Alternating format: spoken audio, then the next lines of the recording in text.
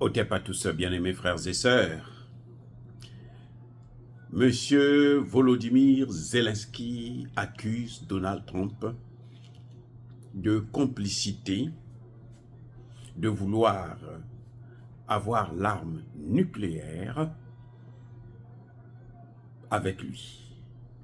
Il dit que quand il est venu voir Donald Trump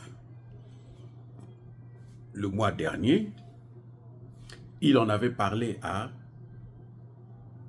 Donald Trump. Il a dit à Donald Trump que nous, l'Ukraine avait l'arme nucléaire pendant la période de l'ex-URSS. L'Ukraine avait la clé du nucléaire et que, après les accords de Budapest, le mémorandum de Budapest, l'Ukraine devrait en principe garder ses armes. Mais, sous la pression des États-Unis et de la Russie, l'Ukraine a cédé ça à la Russie. Et que voilà maintenant qu'il n'est pas protégé, les États-Unis n'arrivent pas à le protéger, donc lui il veut se protéger lui-même, et pour cela il a besoin de nuque. Et Donald Trump lui a dit, c'est tout à fait normal, tu as raison. Ça c'est ce que Zelensky est en train de faire passer comme message actuellement. Question. Si ils en ont parlé avec Donald Trump, pourquoi il n'a pas sorti ça immédiatement, que Donald Trump lui a autorisé d'avoir l'arme nucléaire? Deuxième question. S'il en a parlé avec Trump, ça veut dire qu'il en a parlé aussi avec Kamala Harris, il en a parlé avec Joe Biden. Qu'est-ce que ceux-là lui ont conseillé? Troisième question.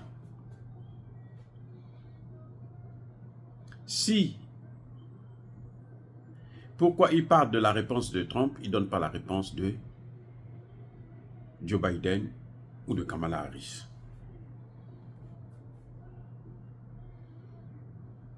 Quatrième question. L'Ukraine avait-elle des armes nucléaires, oui ou non? Réponse. Ce n'est pas sûr que Donald Trump ait parlé de ces choses avec lui.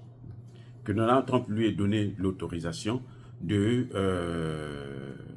fabriquer son arme nucléaire, puisqu'il a dit qu'il peut en avoir en 2 semaines. C'est pas sûr que Donald Trump lui ait dit, je n'étais pas là. Donc, je pense seulement que, quand je me souviens du jour où ils ont eu cet entretien, quand ils sortaient de la salle d'entretien pour venir rencontrer la presse, Donald Trump était devant et Zelensky était derrière.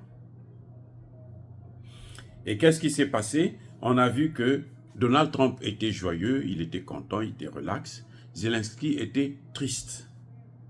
Donc déçu de ce qu'il a dû entendre là-bas. Il n'était pas très chaud. C'est pour ça qu'il était triste. Et puis, Donald Trump, il n'était pas, c'est-à-dire qu'ensemble, ils sont en train de marcher côte à côte. Non. Trump était devant, lui, il était derrière. Oui. Alors, Donald Trump a dit devant tout le monde qu'il a de bonnes relations avec Poutine. Poutine, c'est son ami. Si Poutine, c'est son ami, il ne peut pas autoriser à l'autre d'avoir des armes qui peuvent détruire la Russie. Et Donald Trump n'est pas fou pour demander à n'importe qui d'avoir des armes nucléaires, alors qu'on a condamné l'Iran, parce que l'Iran voulait avoir l'arme nucléaire. Et donc, il ne peut pas l'encourager, lui, d'avoir l'arme nucléaire. Moi, je trouve ça, je suis très dubitatif. Je pense que c'est une manipulation. Vous savez que Zelensky, quand il est arrivé ici aux États-Unis, les républicains l'ont accusé d'ingérence. On l'a accusé d'ingérence. Parce que monsieur est allé visiter une usine d'armement, il n'a pas pris les députés des deux camps, il a pris les députés démocrates seulement. Et l'ambassadeur de l'Ukraine à Washington a été convoqué pour cela, pour donner des explications. Et il y aurait même une enquête qui avait été diligentée. Hein. En tout cas, le Sénat américain avait demandé qu'on mène une enquête pour savoir qu'est-ce qui s'est passé exactement. Pourquoi ils se sont comportés, parce que c'est cet ambassadeur qui avait tout organisé. Mes excuses.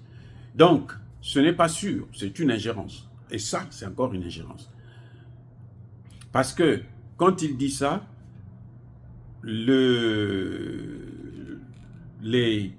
électeurs américains auront tendance à penser que mais Donald Trump, là, il n'est pas sérieux. Personne ne veut qu'il puisse y avoir une prolifération d'armes nucléaires dans le monde. Personne, ici aux États-Unis. Eux, ils en ont, ça suffit. Quelques pays, non, on ne veut pas qu'il y ait d'autres pays. Et d'ailleurs, le traité de non-prolifération d'armes nucléaires prévoit que ceux qui l'ont doivent garder ce qu'ils ont. Ceux qui n'en ont pas ne doivent rien faire pour l'obtenir. Et Donald Trump le sait, puisqu'il a été président des États-Unis. Il sait que ça ne devait pas se faire. Donc, en fait, quand on a accusé Zelensky d'ingérence, c'était vrai. C'est ça l'ingérence. Parce qu'il est en train de soutenir Kamala Harris. Parce qu'il sait qu'avec Donald Trump, il ne pourra pas avoir tout ce qu'il veut. Il ne pourra pas faire le cinéma qu'il est en train de faire là. Donc, il se dit, je veux essayer de donner un coup de pouce à Kamala Harris. Le problème, ce qu'il oublie, c'est que cette action montre que ce n'est pas un homme d'État. Ce n'est pas quelqu'un de sérieux. Ce n'est pas quelqu'un en qui il peut avoir confiance. Parce qu'ils ont parlé avec Donald Trump, c'était en privé. En principe, ça ne devait pas sortir. Ça, ce n'est pas une attitude d'un homme d'État. D'ailleurs, lui-même, quand il a parlé de ça en Allemagne, cette semaine, qui est la semaine qui vient de passer, qu'est-ce qui s'est passé après? 5 minutes plus tard, il a tout contredit. Non, non, non, oubliez ça. Nous, on n'a pas dit qu'on veut avoir l'arme nucléaire. C'était trop tard, il avait déjà tout sorti. Les journaux allemands avaient déjà tout sorti. C'est même ce journal, un journal allemand, qui avait dit qu'effectivement, il avait parlé avec Donald Trump et il aurait parlé de ces choses-là. Donc, vous voyez comment un homme, Zelensky, veut même influencer l'élection américaine. Et ça, personne ne tolère ça aux États-Unis. Personne ne tolère ça. Eh oui, personne. Déjà, maintenant, question. Est-ce que l'Ukraine avait l'arme nucléaire pendant la période de le règne de l'ex-URSS? L'Ukraine était une partie du pays, de l'ex-URSS.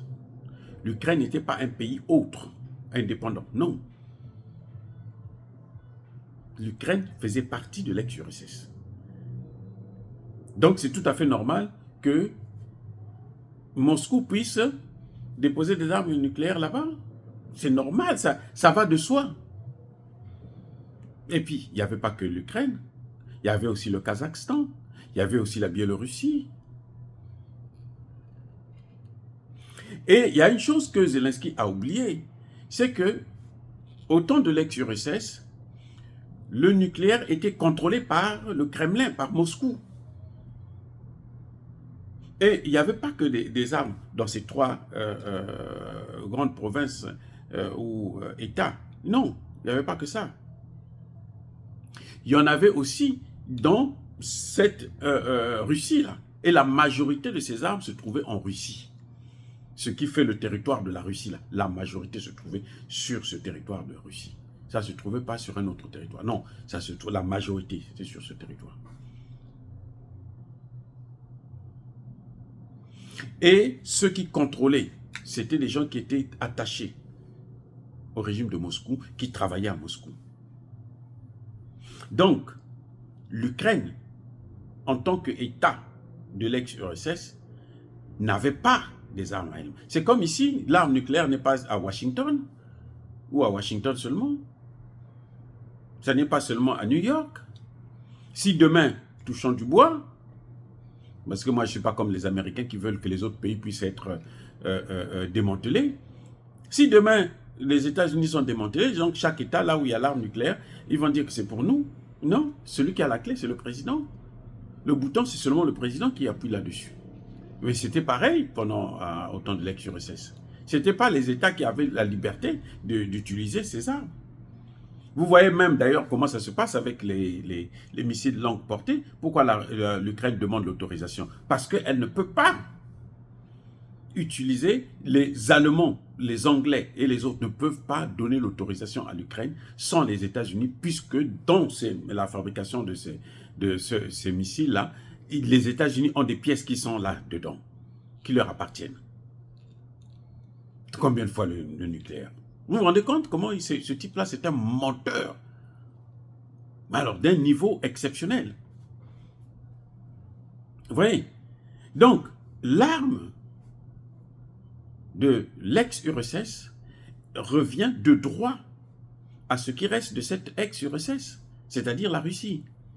Et c'est tout à fait normal. Et c'est même les Américains qui avaient demandé à ce qu'on puisse démanteler ça à Kazan, en Biélorussie, et puis en Ukraine. Puis ils ont dit non, mais il ne faut pas que ça soit partout comme ça. Il faut prendre tout, vous prenez tout, vous gardez. C'est comme ça que la Russie a tout pris. Maintenant, s'ils ont gardé, s'ils ont des hommes, des scientistes qui connaissent un peu ces choses-là et tout, machin, tout ça là, c'est un fait.